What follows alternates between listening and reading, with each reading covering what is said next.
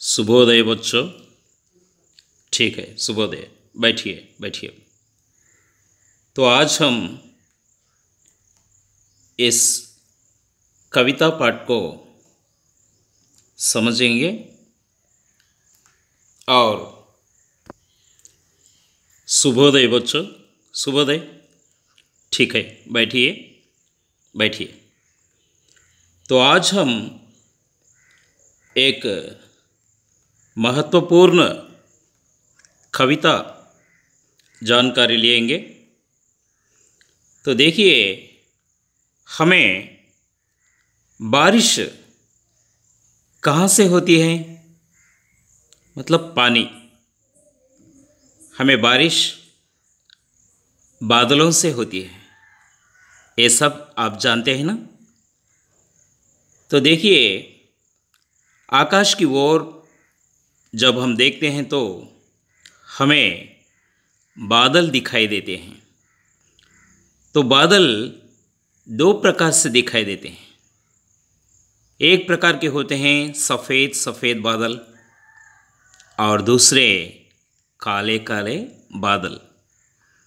तो बच्चों बताइए, दोनों में से किस बादल में पानी होते हैं? ठीक है, काले काले बादलों में पानी होते हैं। अक्सर ये सभी जानते हैं। तो इसलिए हम उन बादलों को क्या कहते हैं? बरसते बादल।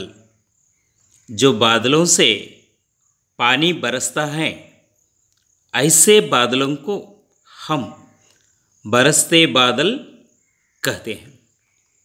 तो लीजिए, आज हमारा कविता पाठ है बरसते बादल। तो बादल कैसे हैं? बरसते हैं। तो हम कविता पाठ को समझने से पहले इस कविता को किसने लिखा है, ये हमें जानकारी लेनी है। तो लीजिए, सुमित्रानंदन पंत, ये कवि सुमित्रानंदन पंत जी हैं। तो सबसे पहले हमें पंत जी के बारे में थोड़ी सी जानकारी लेंगे। तो सुमित्रानंद पंत जी का जन्म 20 मई 1900 को उत्तराखंड के कौसानी गांव के आलमोड़ा में हुआ था। कब हुआ था? 1900 में 20 मई को उत्तराखंड के कौसानी प्रांत में, आलमोड़ा के प्रांत में इनका जन्म हुआ था। मतलब ये कब जन्म लिए? 1900 में। किस महीने में? 20 मई को। कब लिए थे जन्म? 20 मई को इनका जन्म आलमोड़ा जिले के कौसानी गांव, गांव का मतलब विलेज, అంటే 1900 సంవత్సరం 1920 మే, मई का अर्थ क्या है? మేలో ఈయన పుట్టారు. తర్వాత 7 वर्ष की उम्र में ही 7 సంవత్సరముల వయసులోనే स्कूल में काव्य पाठ के लिए पुरस्कृत किए गए थे. అంటే చిన్నప్పుడు బాల్యంలో 7 సంవత్సరముల వయసులోనే ఇతని యొక్క ప్రతిభను గమనించి బహుమానం కూడా ఇవ్వడం జరిగింది.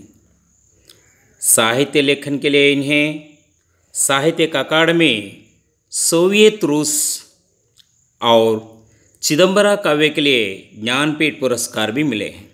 చూసారా, ఈయన రచించినటువంటి 2 మహత్తరమైనటువంటి గ్రంథముల్లో సోవియత్ రూస్ ఒకటి, చిదంబర ఒకటి. ఈ చిదంబర అనేటటువంటి గ్రంథానికే ఈయనకు జ్ఞానపీఠ పురస్కారము దక్కినది. అలాగే సుమిత్రానంద్ పంత్ గారు ఇవే కాక కొన్ని ప్రముఖమైనటువంటి రచనలు कुछ प्रमुख रचनाएं की हैं। तो उनमें से वीणा, ग्रंथि, पल्लव, गुंजन, युगान, ग्राम्य, स्वर्णकिरण और भी हैं। तो देखिए, हम सुमित्रान पंत कवि के बारे में जानकारी लिए हैं, और भी जानकारी के लिए आप सुनिए। सुमित्रान पंत जी के पिता का नाम पंडित गंगादत्त है और पंत जी के माता सरस्वती देवी। इस प्रकार सुमित्रान पंत जी 1900 में, और महीना कौन सा महीना है?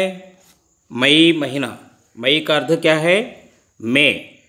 मई महीना 20 को जन्म लिए हैं। तो लीजिए, अब हम कविता किस प्रकार पढ़ना है। तो सबसे पहले कविता गीत के रूप में गाया जाता है। तो लीजिए छात्रों, उन्मुखीकरण देखिए। क्या गाती हो, किसे बुलाती, बतला दो कोयल रानी। प्यासी धरती देख मांगती, हो क्या मेघों से पानी। तो देखिए बच्चों, क्या गाती हो, किसे बुलाती हो, बतला दो कोयल रानी। तो इसमें इस प्रकार से अर्थ आपको मिलता है। कोयल रानी जैसी है। कोयल कैसी है?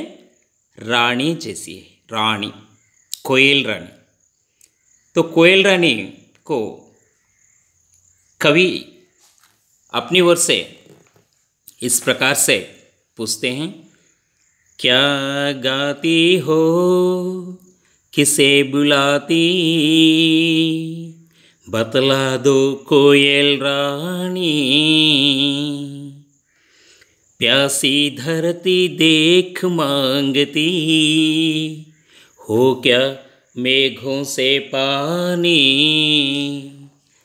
छात्रों, अभी आपको समझ में आया होगा इसका अर्थ। कोयल रानी, किसे बुलाती हो तुम, और क्यों गाती हो तुम, और क्या कहती हो तुम। कवि कहते हैं, प्यासी धरती को, जो धरती है, इस धरती को क्या लगी है? प्यास लगी है। इस धरती को, प्यासी धरती को क्या करना है? प्यास बुझानी है।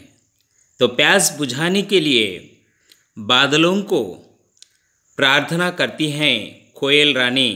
किस प्रकार से प्रार्थना करती हैं? तो देखिए,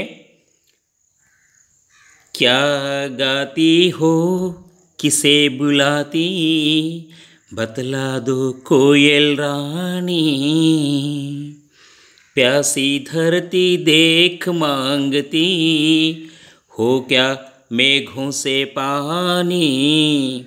हो कोयल रानी, तुम किसे बुलाती हो? तो देखिए, तेलुगु में बताता हूँ। ओ कोकिल रानी, ఏం పడుతున్నావు, और किसे बुलाती, ఎవరిని పిలుస్తున్నావు చెప్పవా। దాహంతో అలమటిస్తున్న భూమిని చూసి వర్షాన్ని కురిపించమని ఆ మేఘాలని అడుగుతున్నావా। तो देखिए, यहाँ पर कवि इस प्रकार से बताते हैं कि मेघों से पानी बरसने के लिए और इस प्यासी धरती को प्यास बुझाने के लिए कोयल रानी अपनी ओर से प्रार्थना करती और अपनी आवाज़ से गीत गाती हैं, मधुर और सुमधुर गीत गाती हैं कोयल रानी। क्या आप समझ गए छात्रों? आप तो समझ गए होंगे ना। कोयल रानी मेघों को बुलाती हैं। क्यों?